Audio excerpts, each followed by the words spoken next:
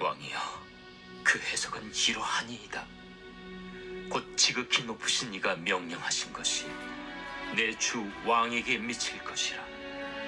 왕이 사람에게서 쫓겨나서 들짐승과 함께 살며 소처럼 풀을 먹으며 하늘 이슬에 젖을 것이요 이와 같이 7대를 지낼 것이라. 그때 지극히 높으신 이가 사람의 나라를 다스리시며 자기의 뜻대로 그것을 누구에게든지 주시는 줄을 아시리이다. 또 그들이 그 나무 뿌리에 그루터기를 남겨두라 하였은즉 하나님이 다스리시는 줄을 왕이 깨달은 후에야 왕의 나라가 견고하리이다. 그런즉 왕이여, 내가 아뢰는 것을 받으시고 공의를 행함으로 죄를 사하고 가난한 자를 긍휼히 여김으로 죄악을 사하소서. 그리하시면 왕의 평안함이 혹시 장구하리이다. 이 모든 일이 다 나 느부갓네살 왕에게 임하였느니라. 12달이 지난 후에 내가 바벨론 왕궁 지붕에서 거닐세. 나 왕이 말하여 이르되 이 큰 바벨론은 내가 능력과 권세로 건설하여 나의 도성으로 삼고 이것으로 내 위엄의 영광을 나타낸 것이 아니냐 하였더니 이 말이 아직도 나 왕의 입에 있을 때 하늘에서 소리가 내려 이르되 느부갓네살 왕아, 네게 말하노니 나라의 왕위가 네게서 떠났느니라. 네가 사람에게서 쫓겨나서 들짐승과 함께 살면서 소처럼 풀을 먹을 것이요 이와 같이 7대를 지내서 지극히 높으신 이가 사람의 나라를 다스리시며 자기의 뜻대로 그것을 누구에게든지 주시는 줄을 하더라. 바로 그때에 이 일이 나 느부갓네살에게 응함으로 내가 사람에게 쫓겨나서 소처럼 풀을 먹으며 몸이 하늘이슬에 젖고 머리털이 독수리 털과 같이 자랐고 손톱은 새 발톱과 같이 되었더라. 할렐루야. 느부갓네살은, 이 사람은 이 당시에 세계에서 명실상부한 가장 강한 나라의 왕이었습니다. 하나님께서 이 느부갓네살을 통하여서 유다인 중에 포로로 잡혀간 사람들을 돌보게 하시고 하신 것입니다. 느부갓네살은 이는 자기가 잘나고 자기가 강하기 때문에 이렇게 자기가 정말 강한 국가의 왕이 되어서 이렇게 지배할 수 있게 되었다라고 생각하고 있었겠지만은 하나님의 여러 가지 하나님의 영광과 기적을 보여주심으로 느부갓네살이 가끔 가다가 정말 이가 하나님을 아는 것처럼, 아니 하나님을 경험했을 때에는 정말 하나님을 찬양했습니다. 그런데 오늘 이 말씀에 보면은 느부갓네살이 하나님의 그 크신 은혜를 잊고도 이 사람은 하나님에게 영광을 돌리는 일을 계속해서 지속해서 하지 아니하고 마음이 바뀌어 버렸습니다.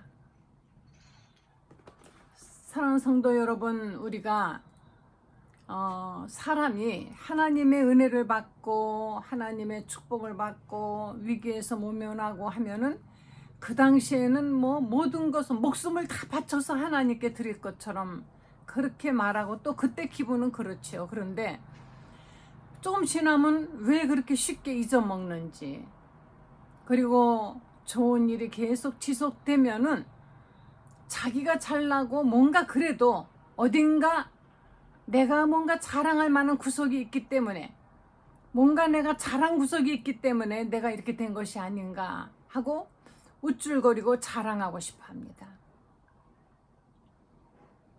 이것이 바로 하나님께 영광 돌리는 일을, 하나님께 감사하는 일을 지속하지 아니하고 그만 자기 탓으로 돌려버리는 이것을 바로 교만에 빠지는 것입니다. 이런 사람을 교만에 빠진 자라 그러죠. 이 느부갓네살이 그렇게 하나님을 찬양하며 하더니만은 이가 말하기를 30절에 이 큰 바벨론은 내가 능력과 권세로 건설하여 나의 도성으로 삼고 이것으로 내 위엄의 영광을 나타낸 것이 아니냐 하였더니, 이 느부갓네살이 환상을 보고 겨우 12달 1년이 지난 후에 이렇게 변해버립니다. 느부갓네살이 꿈을 꿨습니다. 그리고 다니엘에게 이 꿈의 해몽을 이제 받고 나서 이가 정말 하나님께 엎드려서 절을 하고 하나님께 영광을 돌리고 합니다. 그런데 이가 그렇게 하나님이 앞날에 앞으로 느부갓네살에게 일어날 어떤 그 앞날에 대한 것을 하나님이 가르쳐 주셨으면 회개하고 이가 하나님 앞에 엎드려 계속해서 기도하면서 그 재앙이 물러가도록 하나님께 기도해야 되지 않겠습니까? 하나님이 느부갓네살에게 1년 후에 일어날 일을 미리 가르쳐 주신 것은 어차피 일어날 일이기 때문에 어쩔 수 없다라는 것이 아니고, 바로 느부갓네살에게 회개할 기회를, 다시 말하면 하나님의 시간을 주신 것이에요. 하나님의 니느웨 성을 멸하기로 하셨을 때 니느웨 성을 그냥 멸하지 아니하시고 누구를 보냅니까? 요나를 보내죠. 요나를 보내서 요나로 하여금 이 니느웨 성이 회개하지 않으면 망할 것이다 라는 것을 전하게 하십니다. 그랬더니 그 말을 들은 왕 그리고 그 밑에 있는 모든 사람들이 모두가 다 하나님께 회개를 하니까 하나님이 니느웨 성을 하나님이 지켜주시는 거예요. 요나 선지자의 간절한 그 소망인데도 불구하고 하나님은 아니라, 저 니느웨 성에는 앞뒤도 구별 못하는 어린 것들이 얼마나 많이 있고 짐승도 있고 한데 내가 어떻게 그들을 멸하겠느냐. 이것은 하나님은 심판을 목적으로 하시는 것이 아니라 사람이 회개하고 돌아오기를 원하는 것, 그것이 바로 목적인 것이에요.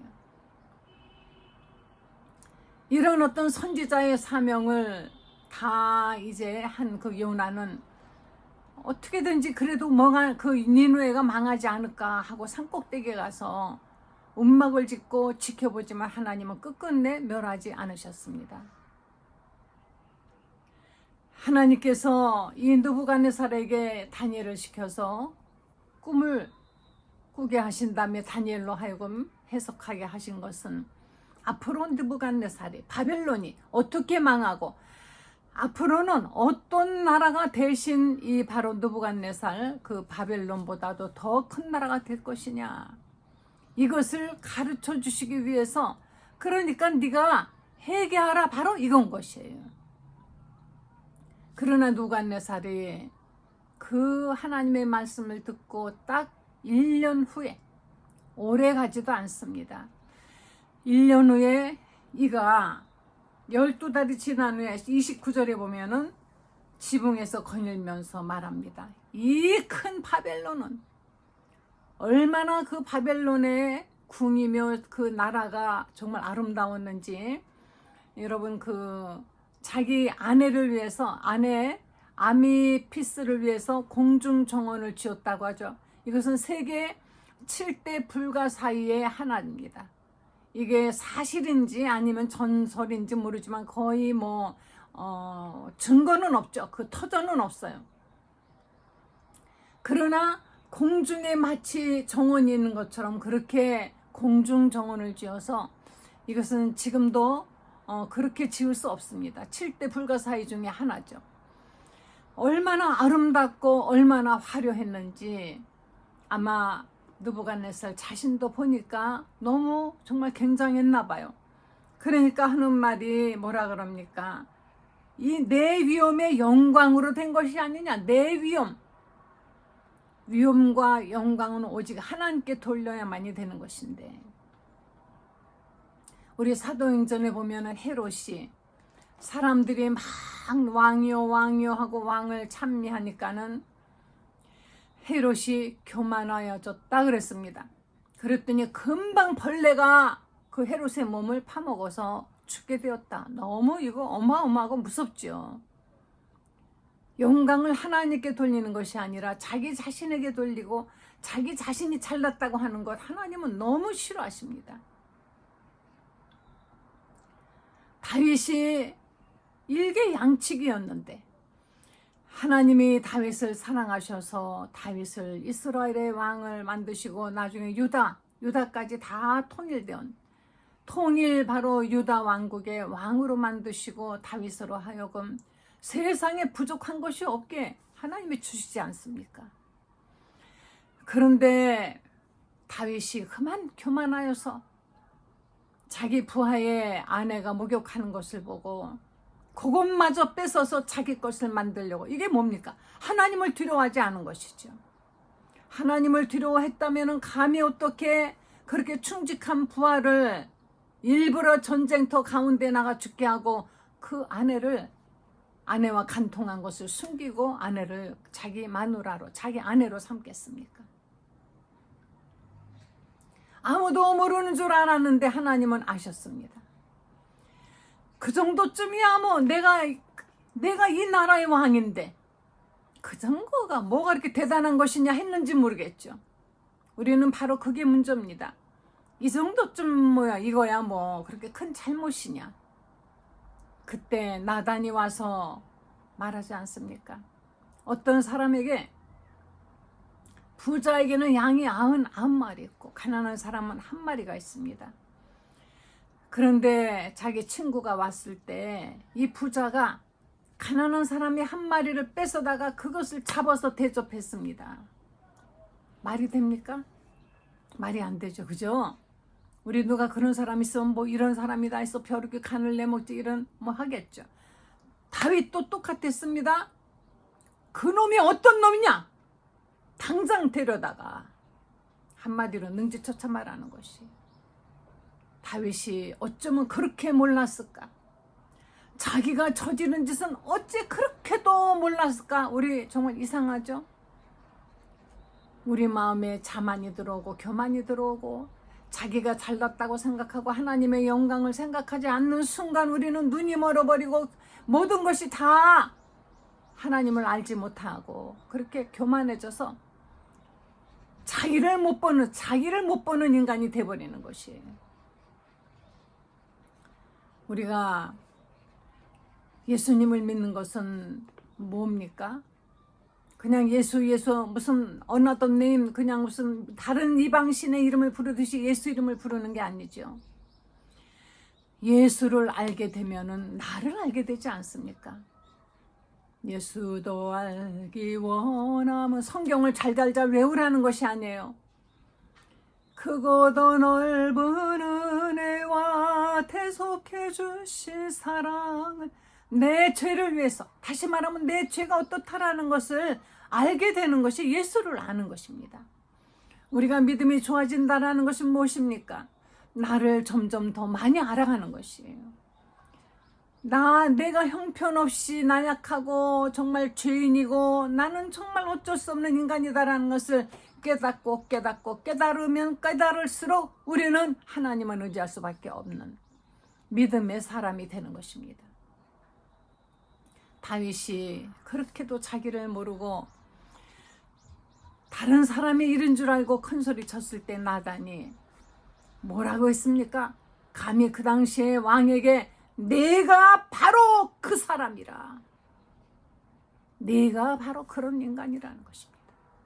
다윗이 그때 나단을, 정말 나단의 나단 선지자를 갖다 데려다 죽인 것이 아니라 이가 깨달았어요. 그래서 회개했죠.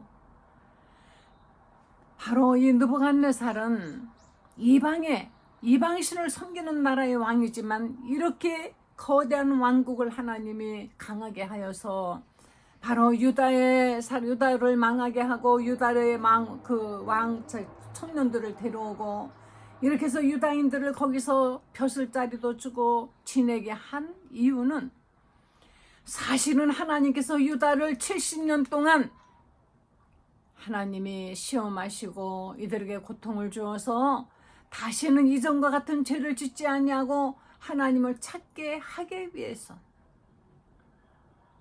이들이 회개하고 정말 하나님만 바라보는 사람으로 하나님이 인도하시기 위해서, 그래서 바벨론 느부갓네살을 하나님이 사용하신 것이.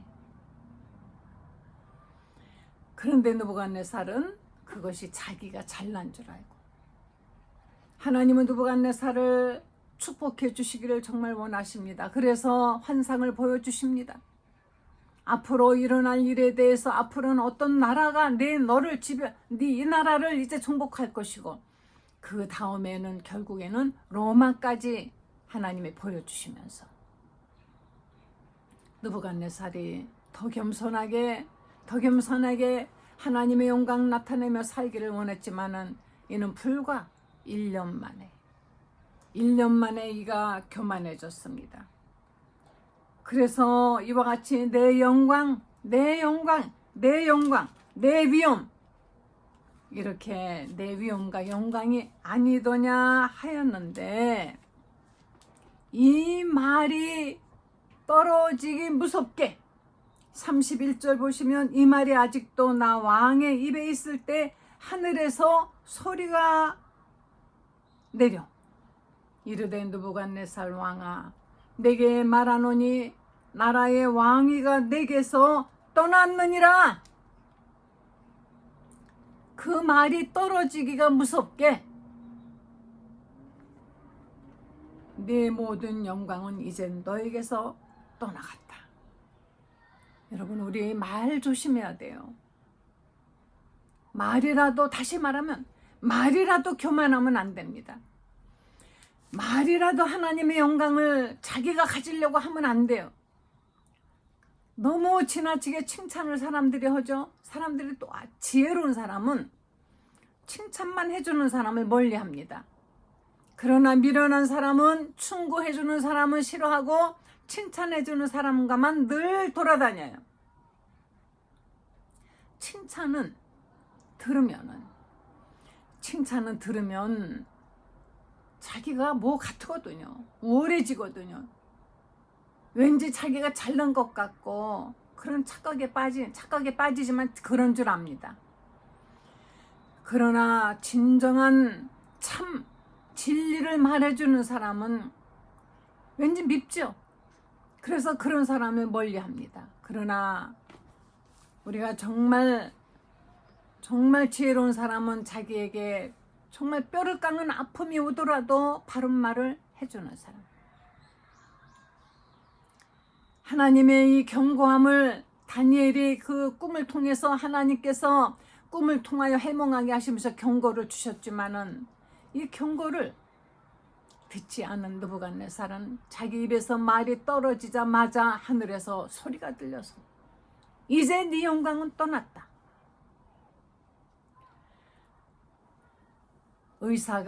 진정한 의사는요, 환자를 막 달래기만 하면 안 됩니다. 환자의 비만 맞추면 안 돼요.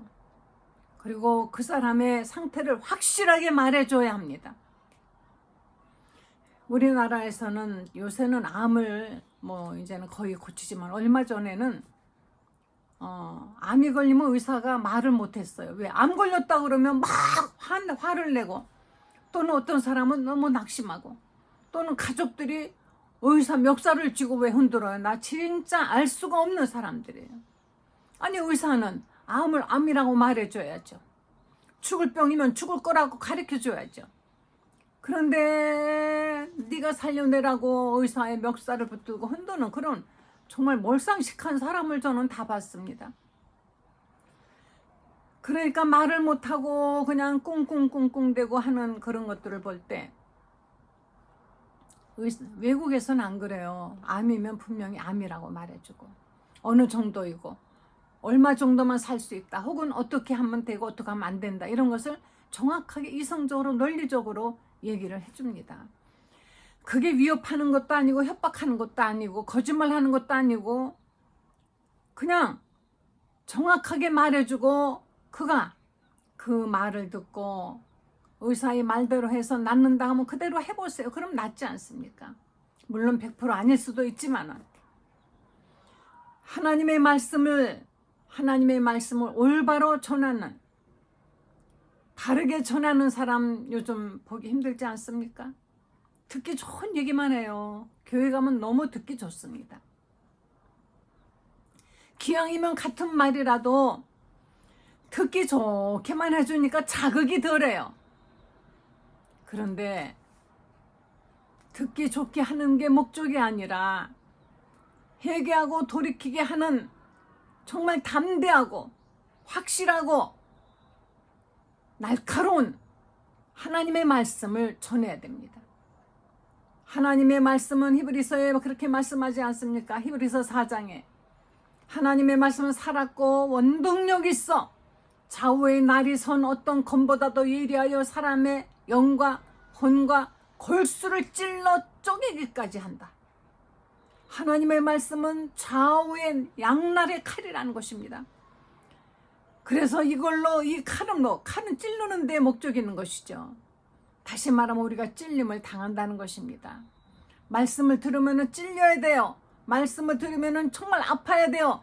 말씀을 들으면 정말 골수까지 아픔이 와야만이 되는 것인데 요사이는 왜 말씀을 들어도 별반 반응이 없고 그렇게 말씀을 들어도 아프지 않습니까? 듣기 좋게 두리뭉실하게 얘기를 해주니까. 그러니까 하나님의 말씀을 듣기는 들어도 도무지 회개함이 없는 것입니다. 말씀을 전하는 사람들은 이런 사명을 가져야 됩니다. 당신 예수 믿으면은 천국을 가고 안 믿으면 지옥 간다 이렇게 얘기해 줘야 돼요.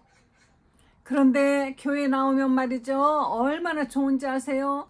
교회 나오면은 이런 저런 일도 있고 아이들은 유치부에서 혹은 유아부에서 너무너무 재밌는 거 가르쳐주고 먹을 것도 많이 주고 처녀총각에겐 교회 나오면 처녀총각 많이 있어서 결혼도 잘하고 시집도 잘 간대요. 그리고 높은 사람이 많이 나오걸랑요. 우리 교회에는 회장도 많이 나오고 국회의원도 많이 나오고 뭐 어쩌고 뭐 유명한 그런 높은 사람이 우리 교회에 나온답니다.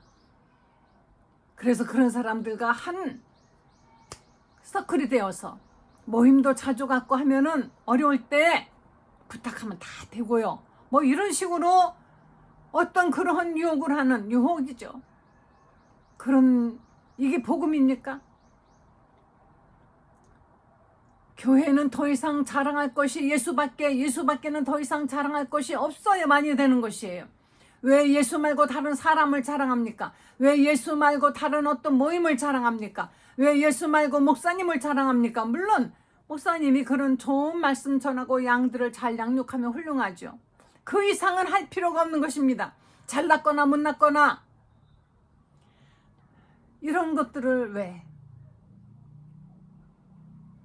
목사님은 교인들을 볼 때 잘 가르치고 인도하지 않으면 안 되는